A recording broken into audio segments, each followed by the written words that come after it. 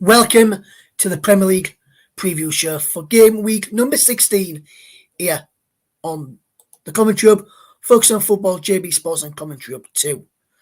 I'm Russ Vernon, I'm going to be the host, guiding you through the preview of the matches, and alongside me, is, as ever, is my co-host, Paul James. How are we doing this evening, Paul? You okay? Good, thank you, Russ. How are you?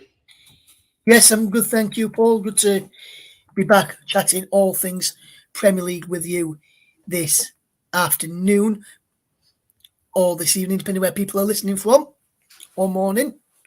Not going to leave out people across the other side of the world that may be listening to this in their morning, afternoon, or evening, depending where they are from across the world.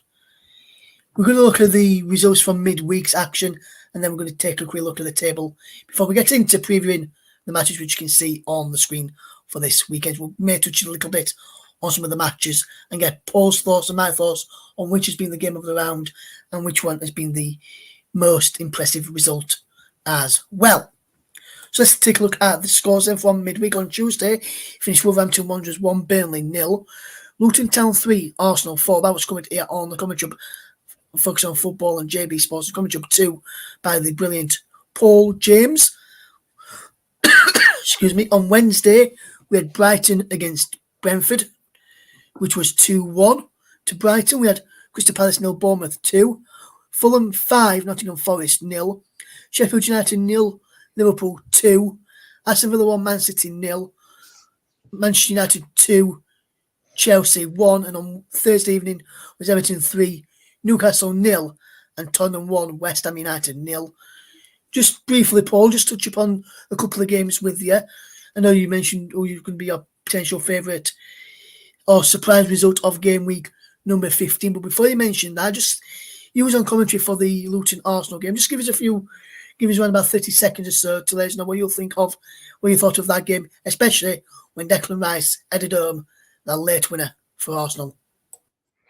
Well, it was certainly one of the best games. Well, it was the best game I've seen this season.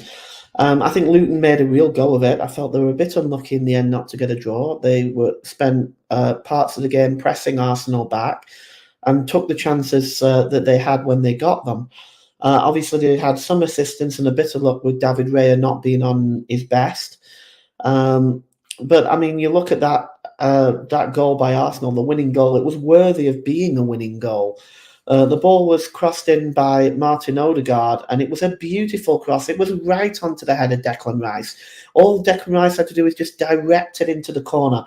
It was absolutely superb football by Arsenal, and they got the victory as a consequence and went top of the league.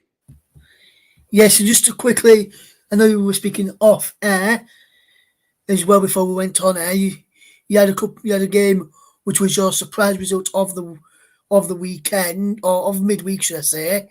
Which one was that for you, Paul, and why? Well, for me, it was Everton and Newcastle. 3-0 victory for Everton. I think Everton are doing remarkably well despite the pressure that they've now got under, losing those 10 points. I mean, if you add those 10 points back on, Everton are in the top 10.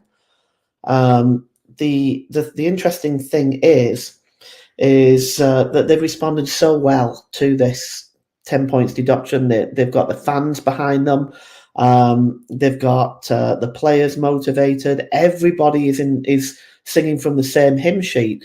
It may turn out to be for Everton that 10-point deduction might be the best thing that's happened to them in a while. Strangely enough, as odd as that may sound. Yes, absolutely. And we'll just quickly look at that table, as you mentioned there, Paul. Everton would be in the top 10 if it wasn't for the 10-point deduction. And people can see there they would leapfrog Chelsea into 10th with those 10 points added back on to them. 4 points behind West Ham they'd be as well. And they'd only be 10 points behind Manchester City as well, who, as you saw there, slipped to defeat in midweek against Aston Villa, who've climbed above them with that result. So big surprise with that there. We're going to quickly now move on and give you my favourite game. Honourable mention to the Everton Newcastle for the shock result.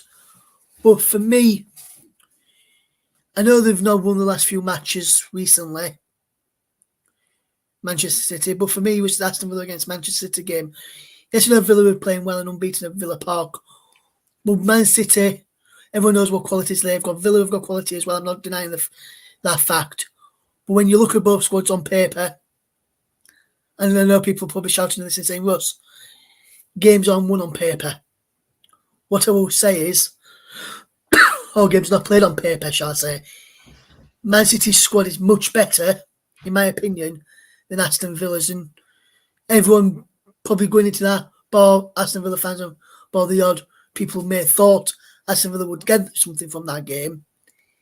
With City missing Rodri, more people than not would have probably thought City, despite not having Rodri in, would have had that be more quality to beat Aston Villa. So I'm going to give Aston Villa v Man City the shock of the score of the round.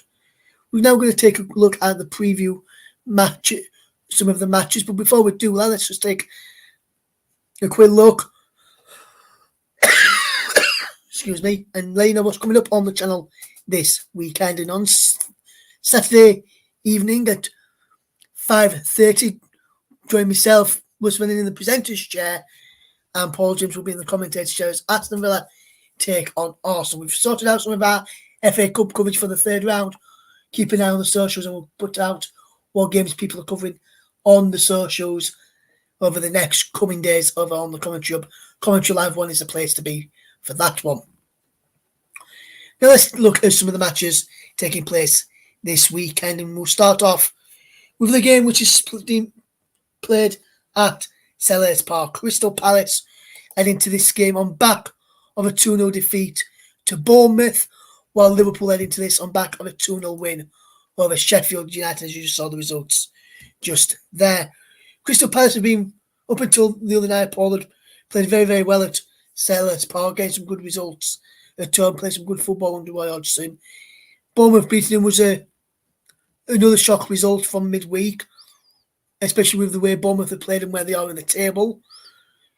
Liverpool, on the other hand, you'd have expected them to beat Sheffield United, and it wasn't that straightforward against the Blades under new management in Chris Wilder.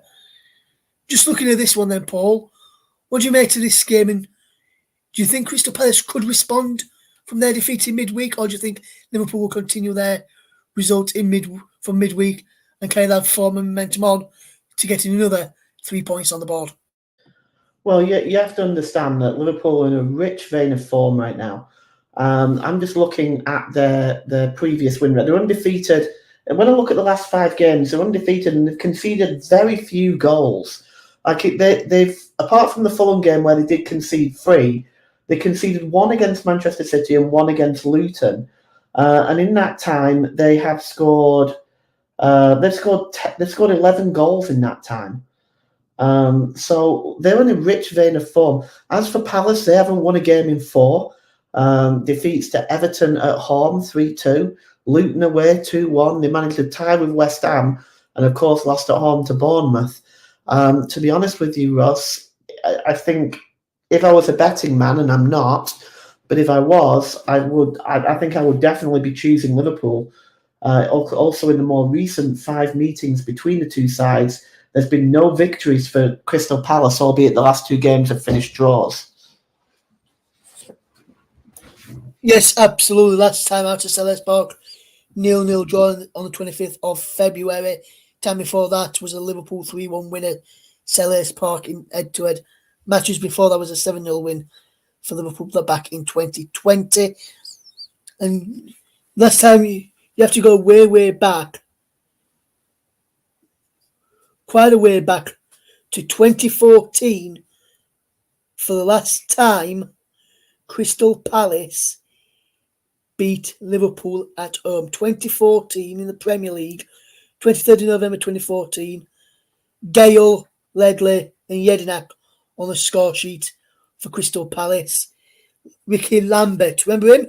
He was on target for Liverpool on that occasion, who had likes of Martin Skirtle, John Lovren in the side, and even the recently retired, well, I say recently retired a few years ago, now managing out in Saudi, Steven Gerrard in their midfield did Liverpool on that occasion, with Shamak playing behind Gale for Crystal Palace, with Julian Speroni. Remember him? Fantastic goalkeeper he was in goal on that occasion. And I think, like you, Paul, I think Crystal Palace won't get that wretched run will continue for Palace, and they will get on top spot, and Liverpool will have too much quality and depth to beat this Crystal Palace side. And just to point out on that as well, Ross, Liverpool are the second best defence in the league, I think, behind Arsenal. A measly 0.93 goals against average. That they're going to take some beating. I feel for Crystal Palace. I don't see them getting anything from that game, not at all. Neither do I, Paul. That's why I think Liverpool will win quite comfortably, and I think Liverpool will win 2-0. I can't see Crystal Palace scoring against this Liverpool defence, especially with that record you just mentioned there with regards to the defence. We're now going to take a look at a game which involves the team that you follow, Paul, and I must say you're very neutral when you cover them on the TCL, but it's Burnley's trip to Brighton, and with Brighton, good run of form recently for them, especially beating Brentford at home. Now we lost to Chelsea, but beat AEK Athens, beat Nottingham Forest, drew with Sheffield United, beat Ajax, drew with Everton, drew with Fulham, did Brighton, and Burnley on the other hand. Well, what can we say about Burnley, Paul? Other than this season, it's been a shambles. Only one win in the last few matches, and that win came against Sheffield United, which saw Paul Eckingbottom lose his job. Burnley will come into this on back of a defeat. Brighton will come into this on back of a win. For me, I can only see one winner in this one, and I'm sorry to say, Paul, I think it's going to be the Seagulls. I think Brighton will have enough to get past the Clarets, and the Clarets won't clip those Seagulls' wings as Brighton's sort of victory. What do you reckon? Yeah, I don't see this going any other way than a Brighton victory.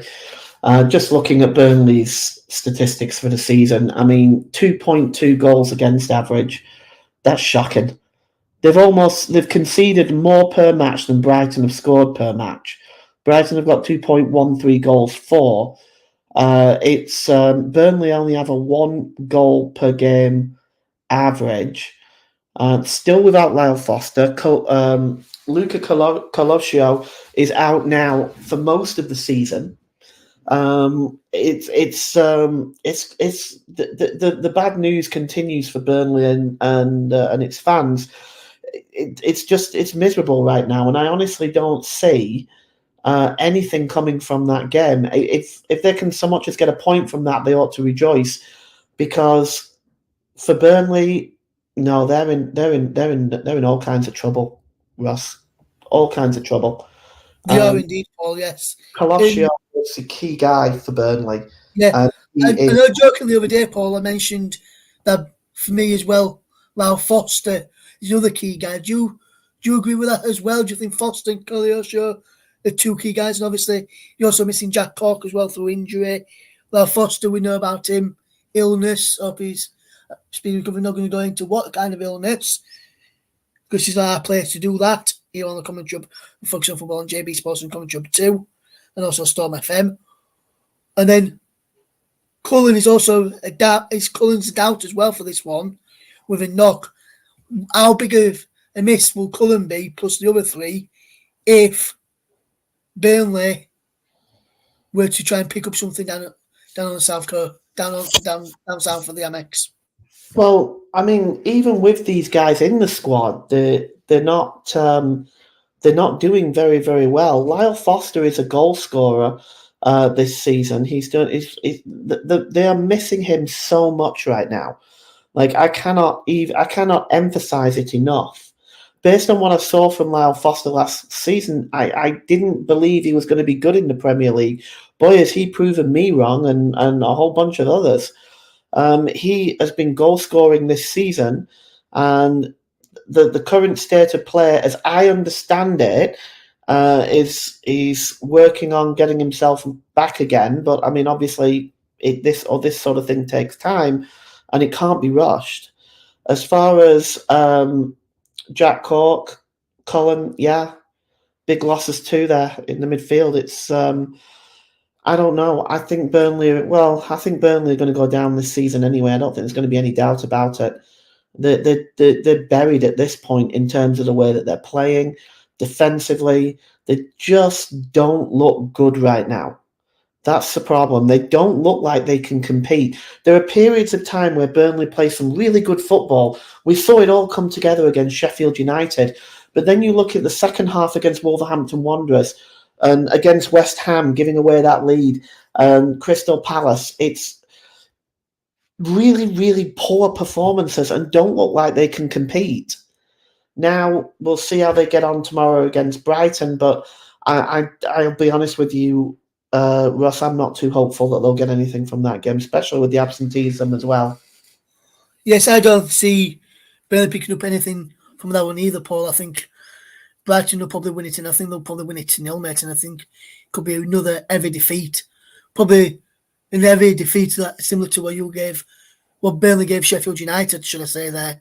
I think it could be that sort of a scoreline tomorrow, especially if Brighton play like everybody knows they can. We'll see. I don't know if it'll be 5-0, but I think at this point it's not looking good anyway. Absolutely not, Paul. Absolutely not. Next game, Manchester United turned around a bit of form recently. We won the last game against Chelsea, but before they lost 1-0 to Newcastle, very unlucky not to get a draw from that one. Beat Everton, beat Luton in the Premier League as well, beat Fulham. So in the last Premier League games, they've only lost one in the last 1, 2, 3, 4, 5, and won 2, and won 4. Only lost 1 in the last 5 in the Premier League. Manchester United, they're turning the form around now for them. As for Bournemouth, they beat Crystal Palace in midweek, drew Aston Villa, beat Sheffield United, beat Newcastle, and lost to Manchester City. And we come up against Man United side who, on Friday, it was announced that Aaron Maguire was the player of the month for November, and it looks and also from one of our good friends at Football Live, put in earlier in one of the group chats that on football as well, that Manchester United also got the player of the month, also got manager of the month as well, with Erik ten Hag as well. And normally people, when that happens, is normally a managerial curse. Do you think that could be the case against Bournemouth, Paul? Because for me, I don't. No, I mean, I don't buy into all this managerial curse stuff, and I know it has been happening in the past where, managers have won that Manager of the Month award, and things have kind of gone a little pear-shaped for them. But I think you make what you've got in that team, and they have really, really rebounded a little bit. Now let's take a look at the stats. Let's look at the facts. So in those 5 games, they've only failed to score in 1 game. That was the Newcastle United game. Now the remaining games, they've had 7 goals in those remaining other 4 games, and in the 5 games as a whole, they've only conceded 2 goals. So Manchester United have definitely got themselves together a little bit. Now they're still fairly low on the goal scoring count, only 1.2 goals scored, and a goals conceded an average of 1.2 per game. but they do have 5 clean sheets, and they're creating about 1.73 chances a game. Obviously, between the two teams, Manchester United have dominated for most of the years. The last victory coming for Bournemouth was on the 2nd of November 2019, a 1-0 victory at the Vitality Stadium. But look, this has been a fixture that has been dominated by Manchester United. Just looking at this now, there's in those 5 games, Manchester United have scored 12 goals and they've conceded 4. So they've outscored the opposition 12-4. There's, I think, despite Bournemouth having a sort of little renaissance of their own and bringing themselves up to 15th, you still have got to say that Manchester United are the favourites here, with it being at Old Trafford. Yes, and that's what I was about to say. Man United probably be the favourites, with them being at home. Manager of the month case. Let's see if it happens, because if Man United lose tomorrow, then it definitely is a managerial case for Eric Ten Hag and Manchester United. Yes, Bournemouth have played some good football of late. Very unlucky to lose in midweek. To draw against Aston Villa, could have probably won that one. Good to see them bounce back from that draw, which, if I was a Bournemouth fan or a Bournemouth player or coach, it would have probably felt like a defeat with the minute Aston Villa scored in, which was the 90th minute, through Ollie Watkins to get that draw. But I think Man United will have enough and too much to get past Bournemouth at the weekend. Next up, we're going to turn our attentions to another game and a team which is fighting against relegation in Sheffield United, taking on a team who sits in 11th, who can go above Chelsea in this game with a win. And that is Brentford. And Sheffield United, poor run of form continues for them. Only one win in the last few matches, which came at home to Wolves. But prior to that win against Wolves, up in last time they won a game in the league, Sheffield United, you'd have to go back to the final day of last season in the Championship when they beat Birmingham City 2-1. Last home win, you have to go back to 29th of April. This is in the league, by the way, guys, when they took on Preston and beat them 4-1 at Bramall Lane. This is not a good start to have. And when you look at that, only one draw in there, a draw and a win, 2 draws and a win. Now, no more. And for me, Sheffield United will lose again. I think Brentford will be too strong this time around.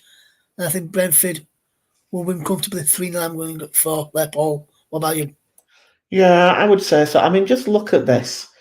The average goals conceded per match, 2.73. That is scary. You can't survive in this league with that kind of statistic.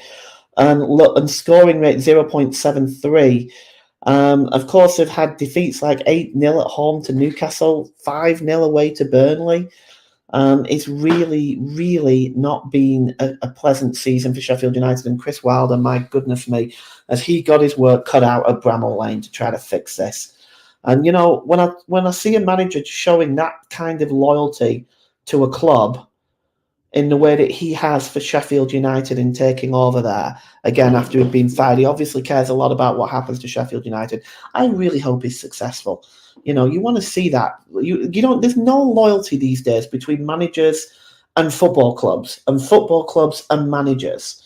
So I would like to see him succeed. Honestly, I would, but I really don't see it happening. They're just not in a good position. They're conceding too many. They're not scoring. They've got a defence that is extremely leaky. Chances per game, they're only creating 0.67 chances per game. It's a terrible situation there right now. Whereas Brentford, you take a look at Brentford, you know, you've got a 1.53 goals against average, goals for average, 1.4 goals against, clean sheets of 3, and they create about 2 chances per game. I mean, Sheffield United haven't had a single clean sheet all season. I agree with you. It's going to be a comfortable victory for Brentford, I'm afraid. I'm sorry to have to say that, but yeah, I think it's going to be as well, Paul. And like, I just want to ask you a quick question here, and then we'll move on to Wolves against Nottingham Forest. Do you think it was Obviously, we spoke about it in length the other day on the other podcast that we've done, on other preview and review shows with our guests.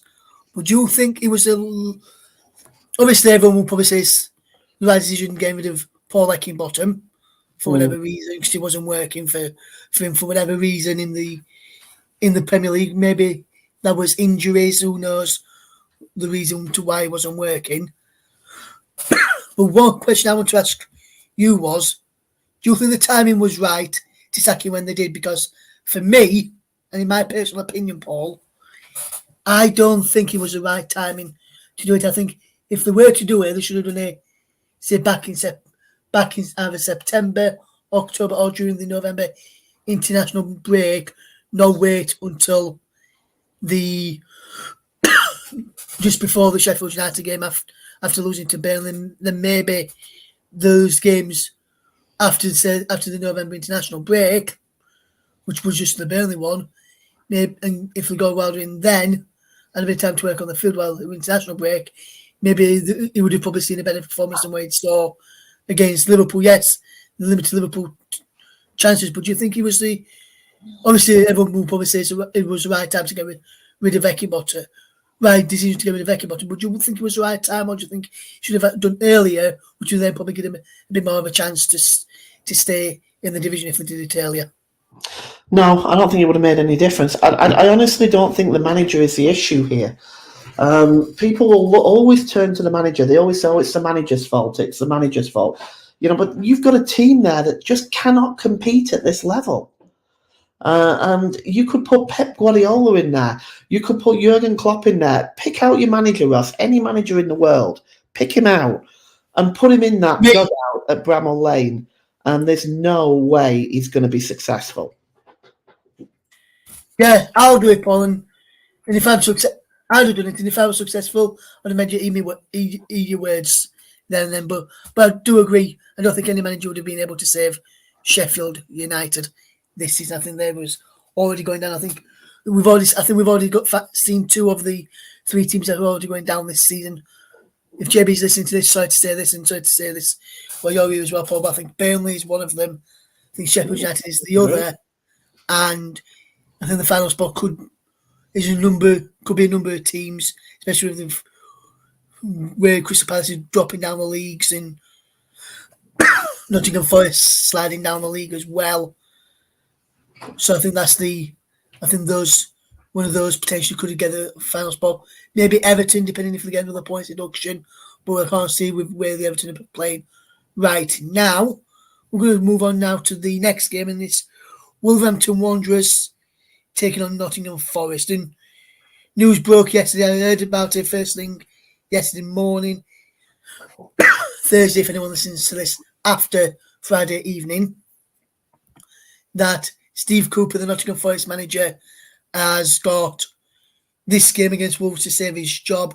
Otherwise, Lewis and Molineux on Saturday, then Steve Cooper will be sad by Nottingham Forest. Everyone thought he probably would have gone after Luton game. From what I understand, the board, Marinakis and Steve Cooper had a meeting on Thursday, and Marinakis and the board decided to give him one last chance to try and turn the tide and try and get the victory against Wolves. I don't see it happening, mind you, with the way Wolves have been playing recently compared to where Fulham are playing recently. Willie Bolling is out due to a muscular injury. Tyrone only out with a groin injury.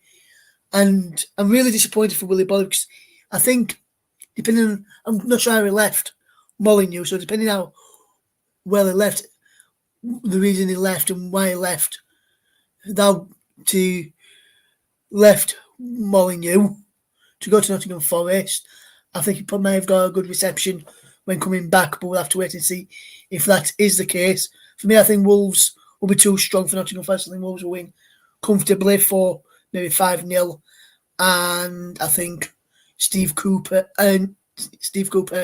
will pay the price and be sacked this weekend. I'll just see what's this one going, Paul. And do you think Steve Cooper will be sacked after this weekend? Well, I'll get to Steve Cooper in a moment, but no, I don't think it'll be 5-0, Russ. I think this will be a much closer game than that. It is, after all, a Midlands derby. Looking at what we've got at Forest, so they are in a pretty bad state. I will agree with that. The two meetings that they've had in the Premier League in the last couple of years, it really hasn't gone particularly well for Nottingham Forest. They have been traditionally tight games. The first meeting at Molineux in October of last year was 1-0, and the return match was 1-1 at the City Ground. But you can see here the four defeats that followed the victory over Aston Villa, apart from the Fulham result, where obviously something did go terribly wrong at Craven Cottage, but you can see the other defeats here have been by one goal.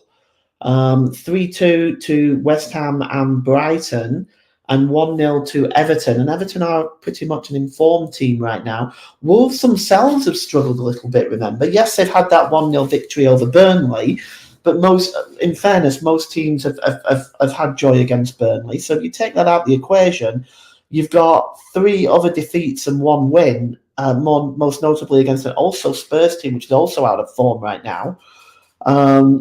So it's the Wolves bandwagon doesn't appear to be going without issue either.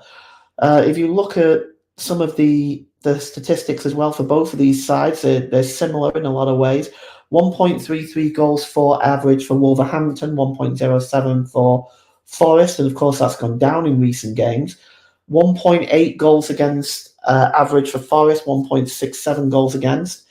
2 clean sheets for Wolves, 3 for Forest. Even chances created are very similar, 1.6 to 1.2. So there's definitely sort of a tightness there on how those two teams are gonna meet each other. I don't think it'll be 5-0. I think this one could be a draw, just based on the recent meetings between the two teams and the form between the two teams. Now, whether that'll be enough to save Steve Cooper's job is another argument. But I would say that at the moment it doesn't look good for Steve Cooper. But Steve Cooper is another one, right? That I want to talk about in terms of a manager that cares and is close to the club. That he cares about the club. He understands the tradition at the City Ground. He understands the way that the fans feel about the club and the city of Nottingham as a whole. The look on his face, Russ, during that 5-0 defeat said it all to me. He was broken. And obviously the club means a great deal to him. And he held his hand up at the end of the game and said, "This was on me." Now, I don't know. Sometimes, maybe a change is needed. But I would say this, I hope he gets himself out of it. Because again, like I said earlier, there is not a lot of loyalty between managers and clubs these days. I can understand that because clubs are pretty much ready to fire a manager at a moment's notice. So I can kind of understand why managers don't want to offer that same kind of loyalty back. But when they do, in this case, in Steve Cooper's case, they need. I think Marinakis and Nottingham Forest need to be as patient with him as possible. Yes, potentially, but lining up, I've seen a couple of names which they are lining up. One is former Wolverhampton Wanderers boss Julian Lopetegui, and the other is a man who beat Steve Cooper's side on Wednesday evening in Marco Silva, who's currently at Fulham. We'll get to Fulham in a short while as they take on West Ham this weekend, which is taking place on Sunday. We'll get that in a moment. We're going to take a break from previewing the match and remind you what's coming up here on the commentary up here this coming midweek, this coming weekend. On Saturday afternoon, join myself, Russ Vernon, in the presenter's chair, and Paul James, who you can hear from as well on this podcast tonight, for commentary, off-field remote commentary on the Premier League. Is Aston Villa against Arsenal, 17:30 UK time or 5:30 UK time in the evening for that game. Make sure you tune into that one and see who comes out on top and whether Aston Villa can get and close some of that gap back from Arsenal, move within a point of Arsenal as well, depending on how other results go as well. But we'll make sure you get to follow every step of the way with Paul James and the team here on the commentary hub. It's Aston Villa against Arsenal from 5 the clock will potentially have the classified check on the results as well in the build-up to that one, as well join myself in the percentage check for that one tomorrow afternoon. We're now going to get back to some more of the Premier League action, and we're going to preview the game which we've just been announcing what's coming, the game that we're covering on Saturday evening. And it's no fair that I get my Arsenal correspondent for the TC Hub, JB Sports, coming up to Focus on Football, Storm FM, in Paul James, to tell us about this game and to give us his thoughts before I give you my thoughts. So, Paul, the floor is yours. Thank you very much, Russ. Well, Aston Villa versus Arsenal, Villa Park. You have to say that the Aston Villa bandwagon has been rolling on, and the football that they've been playing is absolutely first class. They're a real threat to Arsenal. Beating Manchester City in midweek, they didn't just beat them, they didn't park the bus and get a lucky break. They dominated that game from start to finish. They absolutely dominated Manchester City. They owned them. The score could have been 5 or 6 in the end. Yes, they dropped points on the road to Bournemouth, but have beaten Spurs and Fulham. So they've been on a massive improvement since the defeat at the City ground.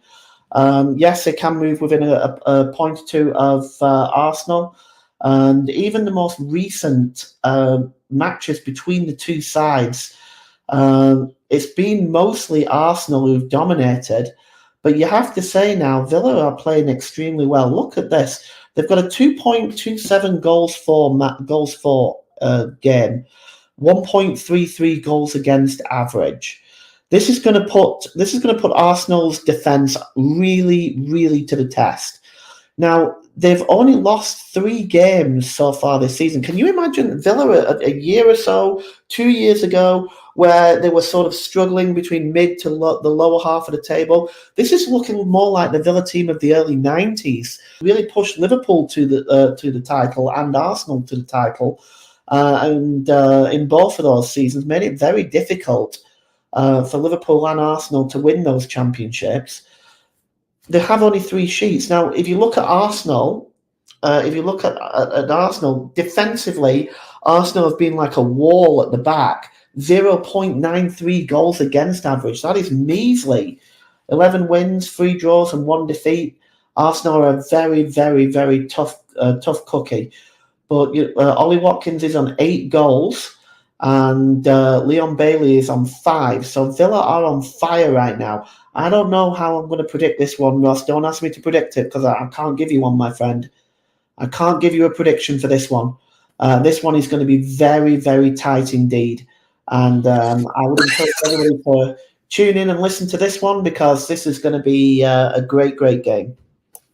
Yes, and Paul, when I look at the Aston Villa as well, look at their form at home, they've only lost 1 game at home in quite a while. That was back in September against Aston Villa on the 27th of September back, and that was in the EFL Cup quarterfinals. They haven't lost in the league in such a long time in the Premier League at home.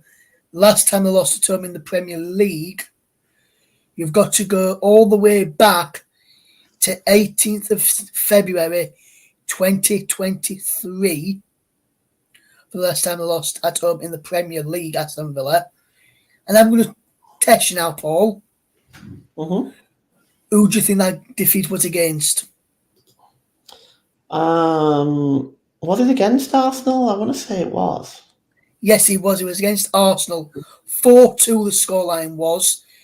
Goals from Watkins and Coutinho for Aston Villa, Bukayo Saka, Alexander Zinchenko, Emi Martinez's own goal, and Gabriel Martinelli on the score sheet that day. And all those players, apart from Philippe Coutinho, who I mentioned on the score sheet, could well be involved tomorrow. It was back-to-back defeats for Aston Villa on that occasion at home in the Premier League.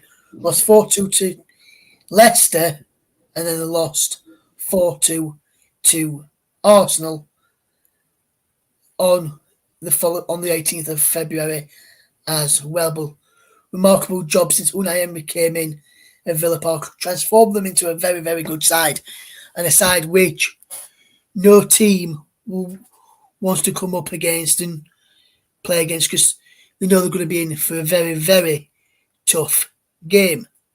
We're now going to touch on Everton against Chelsea, who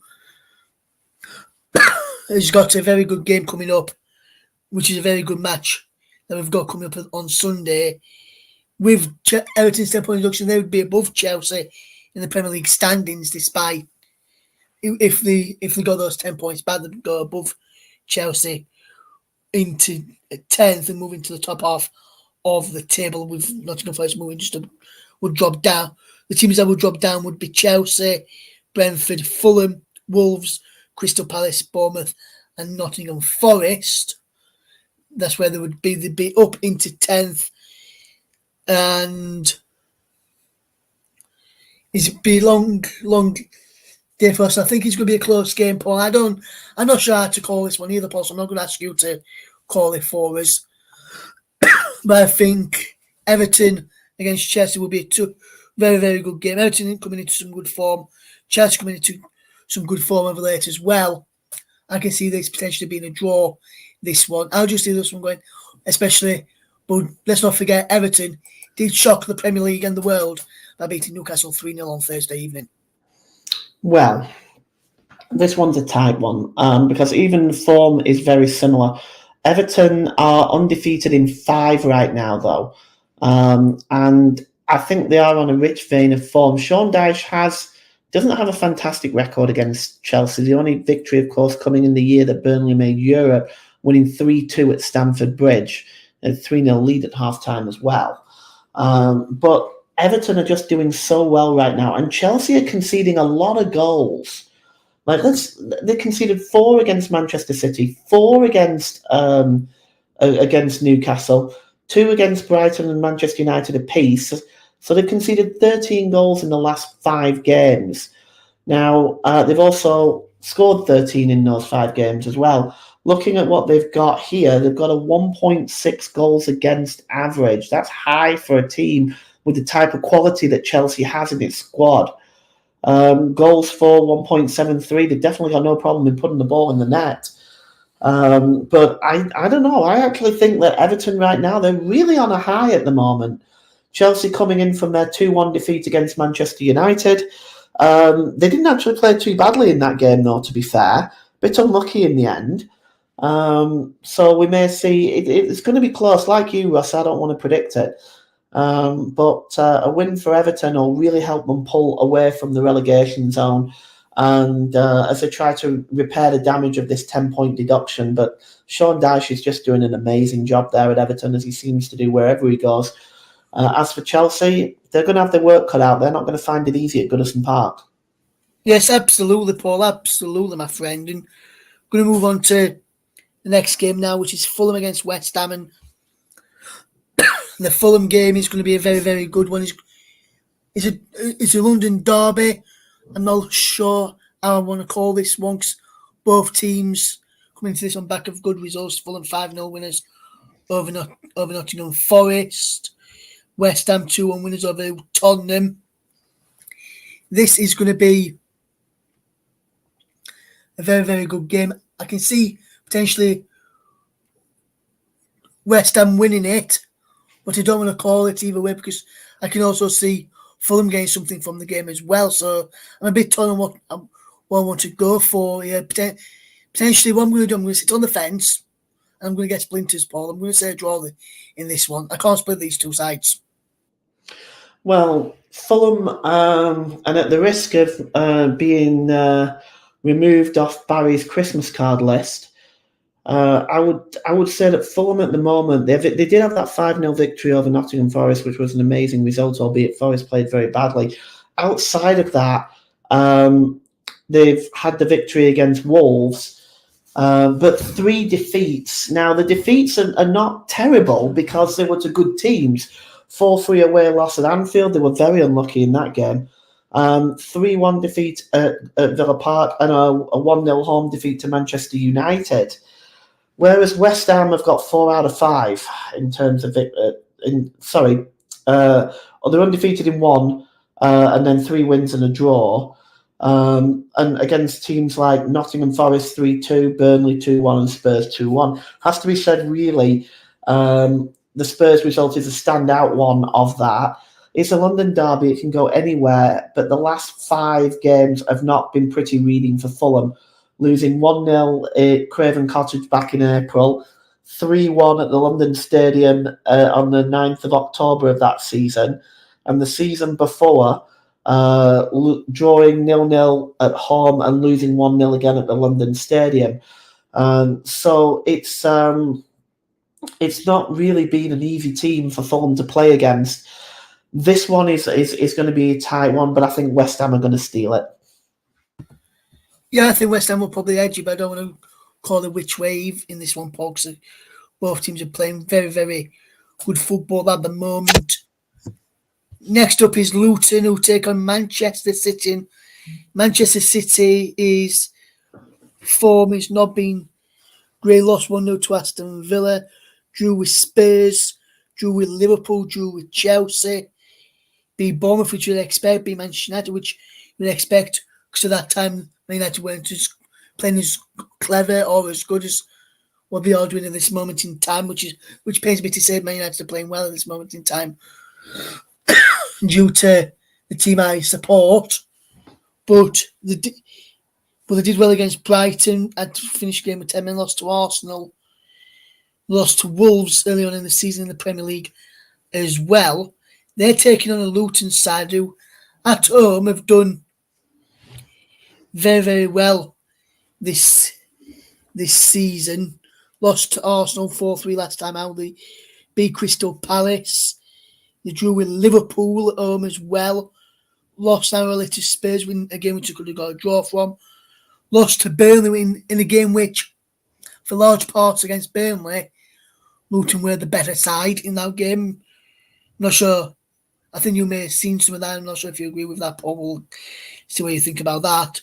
But they did a good, remarkable result against Everton, especially after what Everton have got doing at this moment in time. So they are playing some good stuff at home. And when they have lost in the last few matches at home, it's only been by a narrow margin, not being totally outplayed.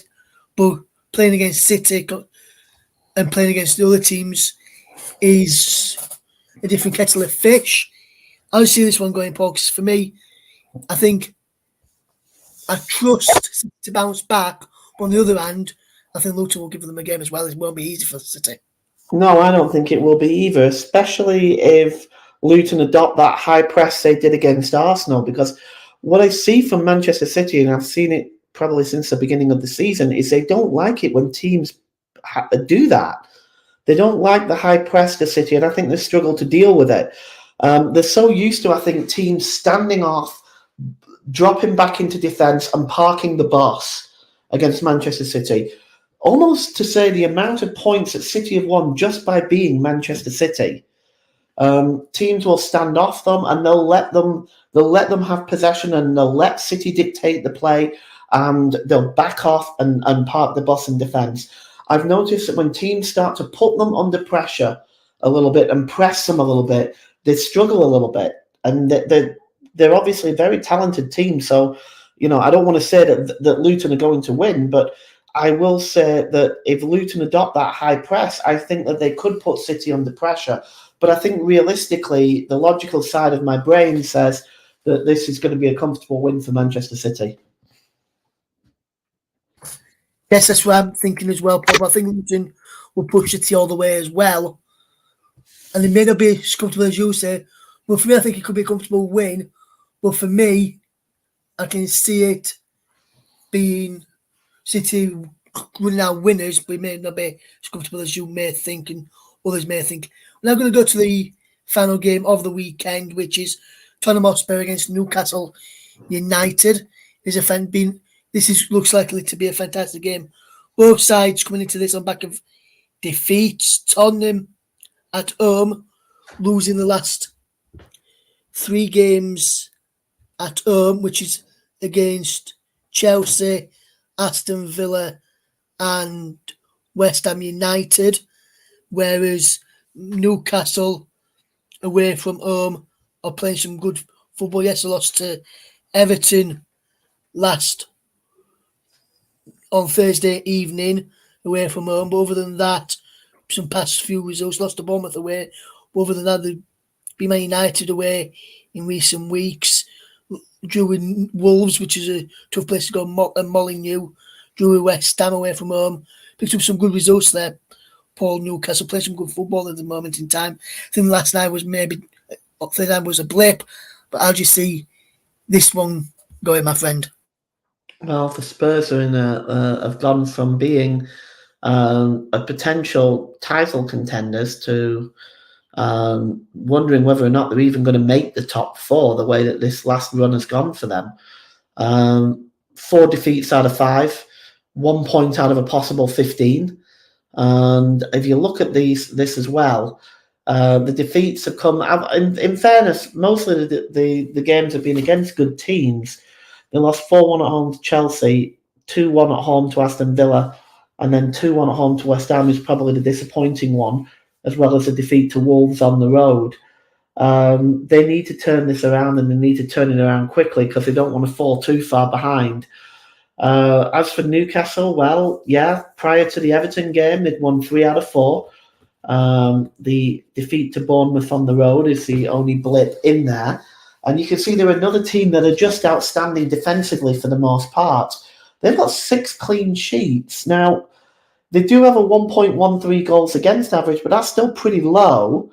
6 clean sheets. Spurs have 4, of course.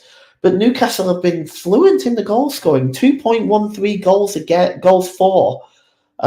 Spurs, of course, have got a 1.93 goals for, but a 1.47 goals against. And I think Spurs have been very leaky defensively lately. And I think Newcastle can definitely take advantage of that. And at least in my opinion, Alexander Isak, who's on 7 goals. There's also Callum Wilson, who's also on 7 goals. They've got a lot of attacking options of Newcastle. So this is going to be a very, very tough afternoon for Spurs. I want to say Newcastle will probably win this and extend Spurs' miserable run. Yes, and that's what I think as well will happen as well, Paul. I think Newcastle will probably win this and probably win it quite comfortably. I think they'll bounce back after that defeat. Because when Newcastle's lost a game this season, which I know they've not lost that many, but when Newcastle have lost this season, they've always bounced back in convincing style. Just have to go back to the Bournemouth game when they lost 2-0 away from home. They bounced back and won 4-1 against Chelsea. I know that was a St James's Pub, but they've always bounced back after a defeat. Newcastle this season, when they've lost in the league, so they've got that bounce back ability. They lost to Brighton, but then they went and beat Newcastle. Newcastle went to beat Brentford 1-0 as well. So they always seem to bounce back when they good results. Only back-to-back defeats they've had in the Premier League this season was back in September when they won 3 games, 3 straight defeats, which was against Man City, Liverpool, and then Brighton. That's the only time they've done that this season. So I can see Newcastle potentially getting back to winning ways. And I think last night was just a blip, or Thursday night was just a blip. Sorry, when we saw Trippier giving away the ball and mistakes from Trippier, which cost them a couple of the goals in that one. So I think Newcastle will bounce back quite comfortably in this one. Let's just recap and remind you what we've got coming up on the commentary on Saturday evening. It's the game between Aston Villa and Arsenal. We're on air from around about 5 o'clock with probably the comprehensive results show, and then we'll take a break to about 5:25. Excuse me, when we get into the match action with Paul James providing the commentary for that one. So that's all we've got time for today. Just a recap on the Premier League table for you, so you can have a look at what the table looks like going into the weekend's matches on the screen there. Everton, remember, 10-point deduction for them for breaching the Premier League's profit and sustainability rules, which otherwise would have seen them into the top 10 of the Premier League table. As for the Arsenal, they're still clear at the top, 6 points clear of third place, of fourth place Manchester City, 4 clear of Aston Villa, 2 clear of Liverpool. Their games this weekend will be a big games. So very big thanks to Paul for joining us this evening, and myself and Paul and the rest of the team here in the commentary hub will see you again real soon for more Premier League action and Premier League preview coverage as well. From all the team here, a good night to you all.